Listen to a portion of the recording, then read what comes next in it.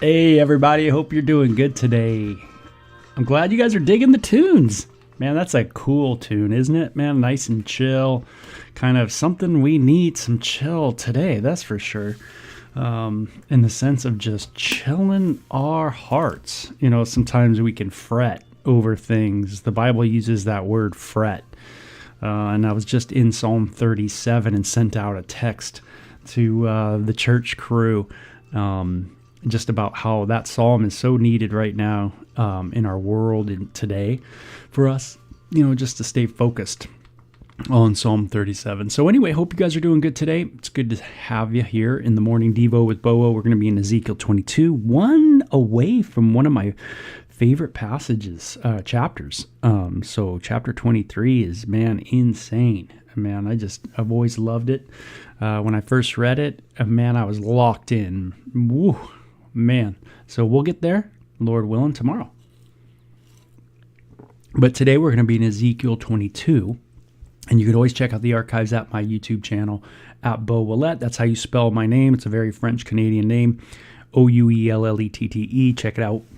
Anyway, let's be in prayer today, and let's get into the Word. So what's up, friends? And hope you guys are doing well. So this says, "Now the message came to me from the Lord, Son of man, are you ready to judge Jerusalem? Are you ready to judge this city of murders?" Now this has already kind of been going on, right? Hey, you guys are in Babylon, but I'm going to tell you about what's going to happen to the rest of the crew if Israelites in Jerusalem that are still fighting, bucking me. They don't want to hear from me. They think they can do it on their own. They think their military or their wisdom or whatever is going to be able to save them from Babylon, but it ain't going to happen. And so there's these continual messages to Ezekiel and the Israelites that have already been moved by Babylon to this area in the Babylonian Empire. But it's a word for those in Jerusalem, and it says, "Are you ready to judge the city of murderers?" Some of the harsh words about Israel and the Jewish people actually come from God, right?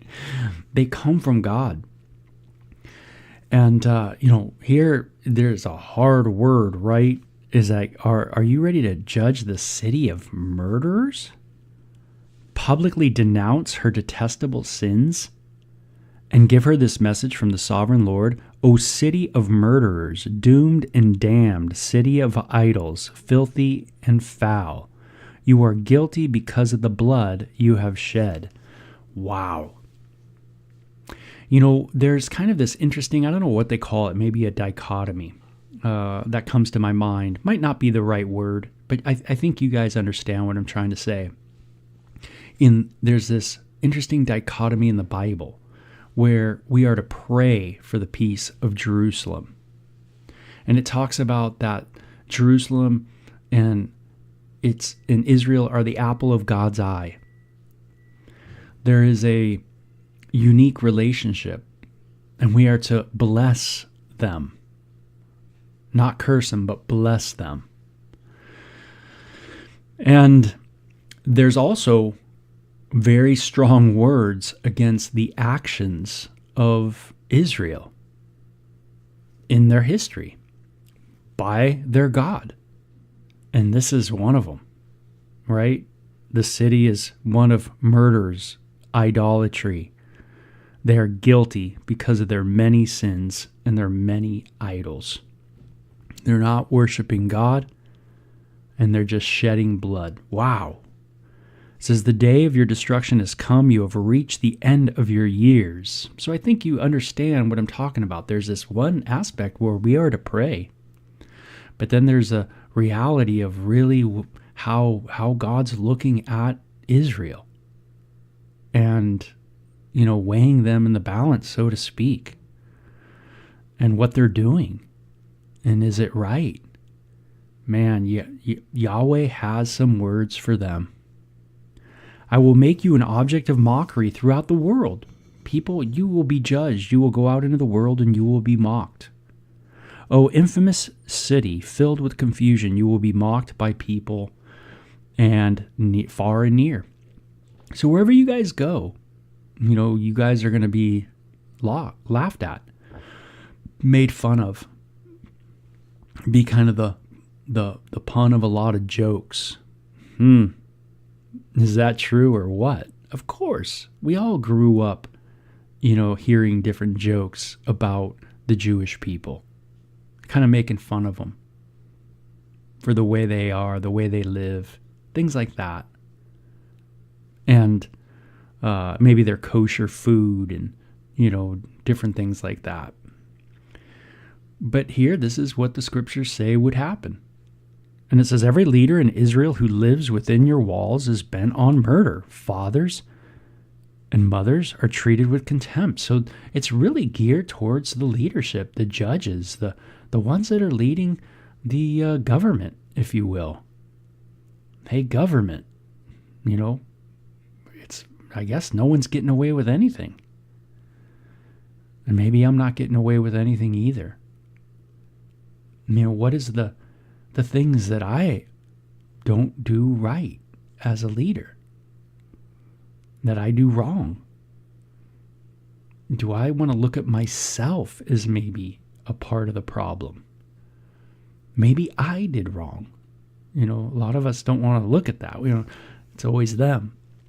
Hey, yeah, when God points out what's going on with you, I'm sure it's going to be pretty thorough too. That kind of rhymes, But yeah, sifting through us, showing us, the word of God is sharper than any two-edged sword. Oh man, penetrates bones and marrow. It's a fine instrument. And man, it dissects us oh so well. It sees our problem. It is the MRI machine, man. When you put God's word up to your life, there are some things that we see, and we should see, that don't measure up very well. The leaders treated mothers and fathers with contempt. Foreigners are forced to pay for protection. People that really needed a place aren't given a place. Remember, Israel was supposed to treat people right, just as they were foreigners in a foreign land. They were to be merciful. Orphans and widows are wronged and oppressed among you. The ones that are weak, the ones that are young, the ones that are old, they're not treated right. You despise the holy things and violate my Sabbath days of rest. The things that are supposed to be used to draw near to God, you're not drawing near to God. You despise my holy things. You violate the Sabbath. People accuse others falsely and send them to their death. Ooh, the courts are corrupt. People that shouldn't go to prison and be put to death are. It says, you are filled with idol worshippers and people who do obscene things. Men sleep with their fathers' wives and have intercourse with women who are menstruating. This is something that's even talked about in the New Testament, or in the book of Corinthians. It's a kind of a little bit of a parallel here, right? Where this was taking place, and the writer of the book, Paul, the apostle, says, man, you guys are kind of stoked you're tolerant of this. Instead, you should be, man, sad, bummed, and judge the brother who's doing this. It's funny how sometimes we think, like we have this attitude of like, oh, I want to do what I want to do sexually. But yeah, is that really, really true with everybody? If everybody does what they want to do, is it okay? What if we live in a world where everybody does what they really want to do, right? Without any restriction or resistance at all. Wow, can you imagine such a world? People sleeping with their fathers' wives. We see this throughout the scriptures. Some instances where this is specified in a person's life. It talks about people, when you shouldn't be sleeping with this person, you do. You're that, in a sense, desperate. Just an unbridled lust, an unbridled passion, right? There's no resist at all.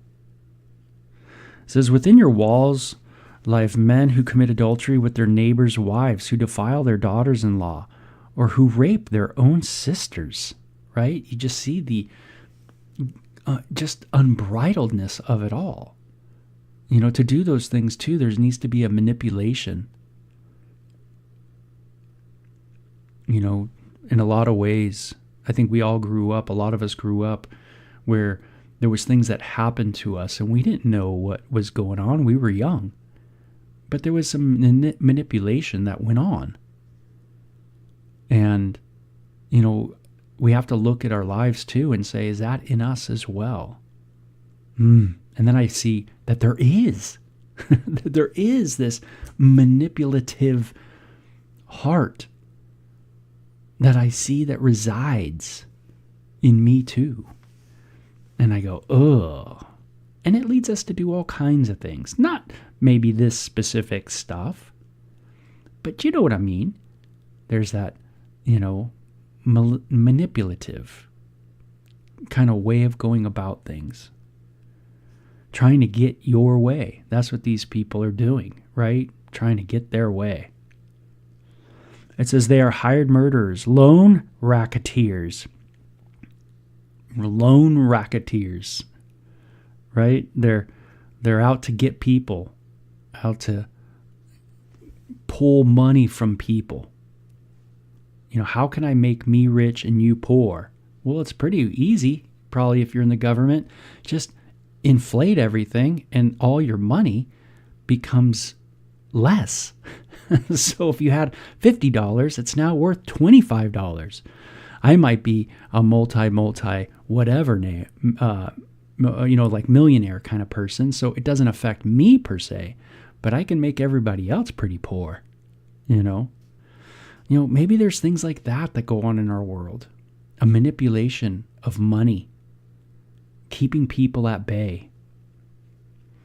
And it says people that extortion, steal, rob, hurt. They never think of me and my command, says the sovereign Lord. They never think of the commands, right? Never think of commandments. Hey, maybe it's not good to lie. Thou shalt not lie. Maybe it's good to honor mom and dad. Thou shalt honor your parents. Maybe it's good not to commit adultery. Thou shalt not commit adultery. Why would you take that down? Go the other way. Flip it around. Do the opposite. It's great to lie. It's great to commit adultery. It's great to dishonor your parents.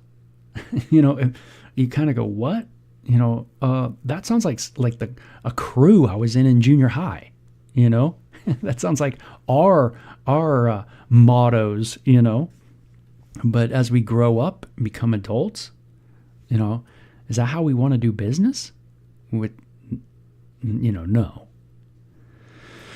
And it says they don't know the Lord. It says they dishonor the Lord among. It says, when I have been dishonored among the nations because of you. Okay, this is something that Paul the Apostle actually does a little quote from when he's writing the book of Romans. He talks about Israel being dishonored among the nations, or God being dishonored among the nations because of Israel's actions. And this is kind of the reference is, look at what you've done. How have you really honored my name? Man, that's a big question this morning. How have I really honored the Lord's name? Maybe I haven't done such a good job on honoring the Lord's name. I like to think so, but maybe I haven't. And maybe there's things I got to look at in my life. Honoring the name of God sounds like a pretty big thing, don't you think? Jesus honored his Father perfectly. He did whatever the Father said to do. He spoke whatever the Father said to speak. Man, he was that in tune with his Father. Are you that in tune with the Father? Am I that in tune? It's a good question. Something to think about a little bit today. God help me to not dishonor your name. Maybe sometimes we don't realize that we've dishonored the name of God in ways. Sometimes we just look at those outward things. Man, well, I'm not getting drunk at the bar, and I'm not going out, with the neighbor. I'm not doing these things, so I must be honoring the name of God. But really, there's other things that go on. The way that we maybe manipulate things. Maybe the way we've acted being run by fear and emotions like insecurities and stuff like that in us. Maybe those are ways where we really haven't shined God. We've really, tried to make things the way we want them. Control, things like that. Ooh, man, you start thinking through that and you go, wow, I can see it. Then the message came to me from the Lord, Son of man, the people of Israel are the worthless slag that remains after silver is smelted. They are the dross that is left over. And again, this is Yahweh speaking of them. Man, this isn't some, entertainment person in 2024. This is, Yahweh talking about the Jewish people. And he says they are the dross left over, a useless mixture of copper, tin, iron, and lead. So tell them, this is what the sovereign Lord says, because you are all worthless slag, I will bring you to my crucible in Jerusalem. Just as copper, iron, lead, and tin are melted down in a furnace, I will melt you down in the heat of my fury. I will gather you together and blow the fire of my anger upon you, and you will melt like silver in fierce heat. Then you will know that I, the Lord, have poured out my fury on you. Man, talk about refiner's fire. You might have sang that song before. And there's this idea of being tried as in a furnace in the New Testament as well. That's because they knew this passage. They read it. This is the Bible they read. They understood that even in the church age, our age, the age we're in, the time of the church, right? That there would be a refining that goes on. Even in our lives personally, there would be one. And that, man, God's going to do some things in our own heart.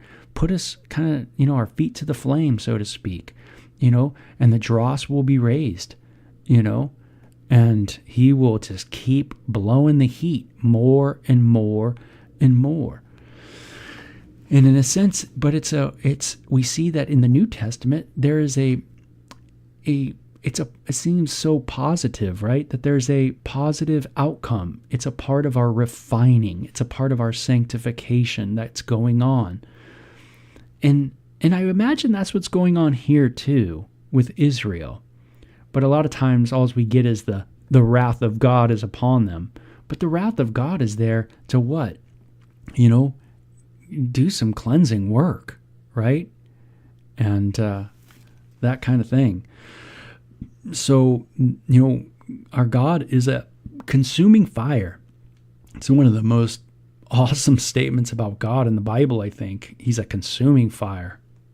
He can, either it's going to cleanse you, refine you, or there's going to be a melting that goes on, and you can get burned up. Jesus seems to be that protection, that when we have Jesus, then that refining process of the Father is just that heat, if you will, is that refining process. We're not pushed away. We're not burned away. Instead, God's heat becomes that refining fire of cleansing. And boy, you might feel that today in your own life of how God is trying to refine us, refine the church, refine us individually, of course, that make up his body. And boy, he's got a way to do that. Again, a message came to me from the Lord. Son of man, give the people of Israel this message. In the day of my indignation or righteous wrath, it says, you will all be polluted like a polluted land, a land without rain. Your princes plot conspiracies, just as lions stalk their prey. Governments, again, stalking people, stalking their prey, power structures, needing something to happen. So they stalk their prey. It's interesting, especially in a time where we live, where we've had, a couple assassination attempts on a past president in the United States. Man, that's radical. And it says they devour innocent people, seizing treasures and extorting wealth. Again, the whole wealth thing. Leadership, power, extorting wealth, right? Moving money, doing things to make people poorer, and all the while them making money.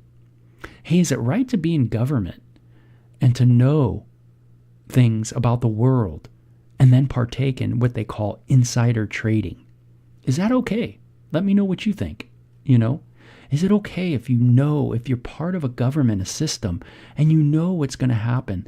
Is it okay to invest in companies you know that are going to benefit? Yeah.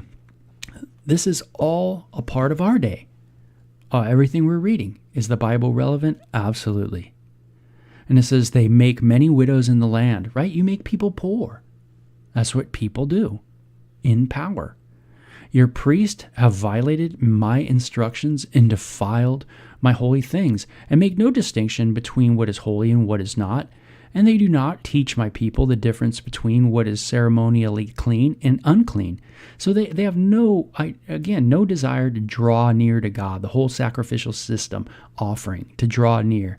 They have no desire. It says they disregard my Sabbath days, so that I am dishonored among them. They don't want to draw near to me. They don't want to think of me. It says your leaders are like wolves who tear apart their victims. They actually destroy people's lives for money. What a great devotion this morning, right? Isn't it voting day or something out there? And it says, and your prophets cover up for them by announcing false visions and making lying predictions. Interesting. Then there's news networks, right? The prophets that come on the scene and say you guys are good, say you guys are doing great, say, man, you're gonna really help people. Lying predictions, right? Wow. Do we have a lot of that today? A lot of these, false announcements, if you will, right? False prophets calling maybe the real prophets the false prophets, right? So it becomes real confusing. They say my message is from the sovereign Lord when the Lord hasn't spoken a single word to them. Even common people oppress the poor, rob the needy, and deprive foreigners of justice. Their leadership has trickled down, if you will, to just the average, seems like, person, And isn't that how our leadership is?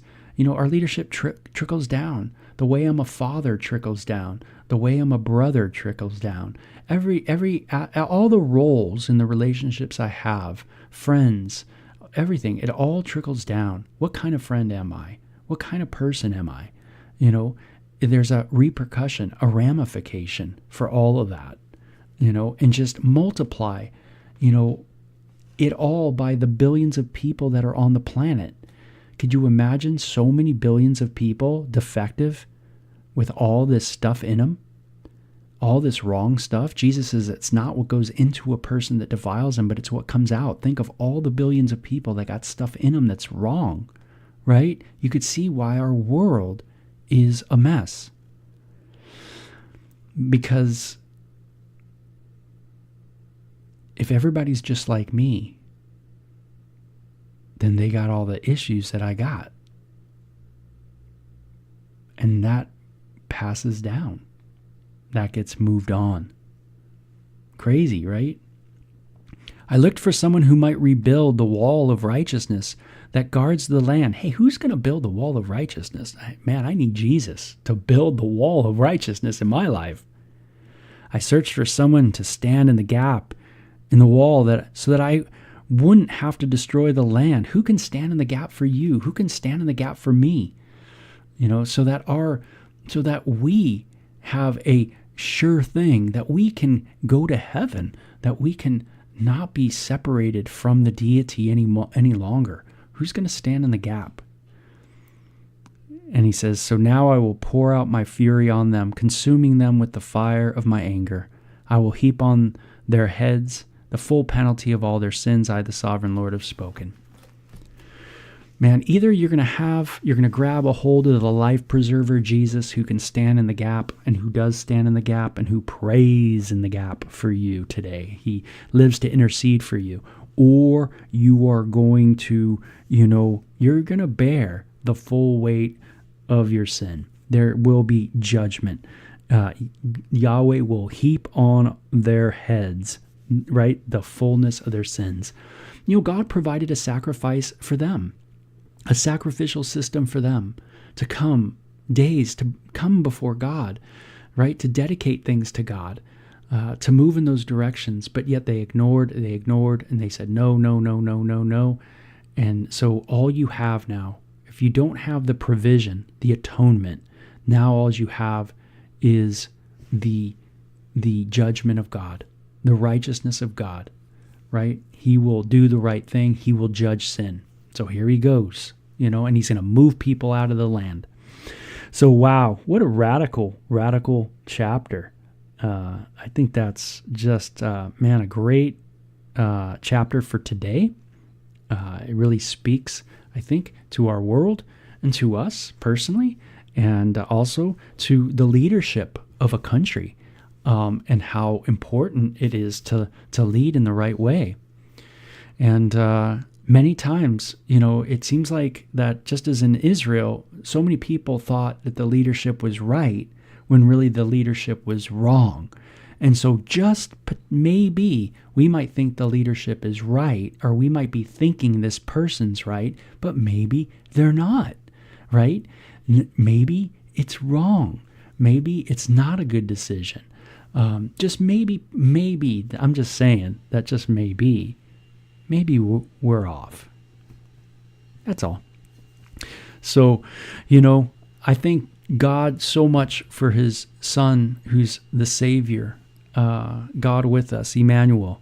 Because if there's anything that I see we need from reading and doing the devos in the Old Testament, is that we need a Savior. We need someone to stand in the gap, right? We need a righteousness, someone who will rebuild the wall of righteousness. So very cool.